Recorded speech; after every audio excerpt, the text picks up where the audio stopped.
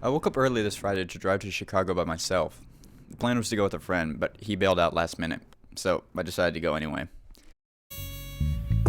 It's a long drive. KC to Chicago is 500 miles, and I had a lot of time to think about the Midwest.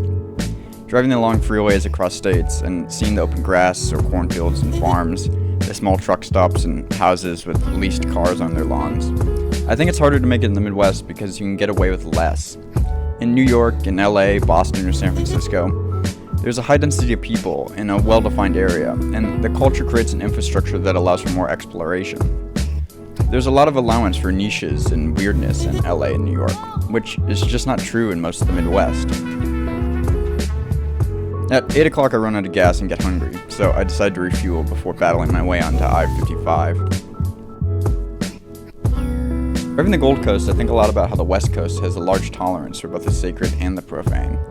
The sensibilities are more broad there, and quick to change due to the continual influence of human capital. Outside Chicago, although even Chicago cannot escape it, I find the Midwest is more solemn. The work ethic is greater here, but the adverse to risk is higher, and the pace of change is slower. I check into my hotel, and I'm reminded the Midwest is not a monoculture like many who have never traveled here believe it to be. But the conditions are indeed tougher. I think, at least. In many places, there is not the great wealth or infrastructure that an influx of people and industry bring.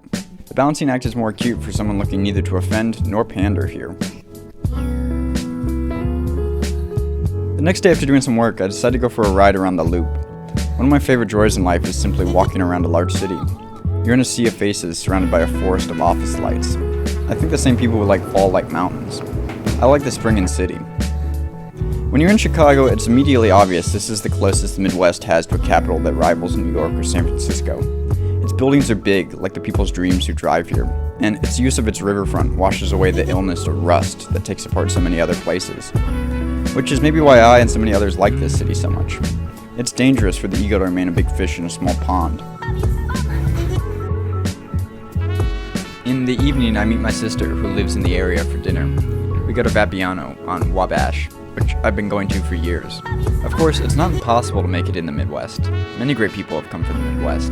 T.S. Eliot, Walt Disney, This American Life, F. Scott Fitzgerald, David Letterman, and Johnny Carson.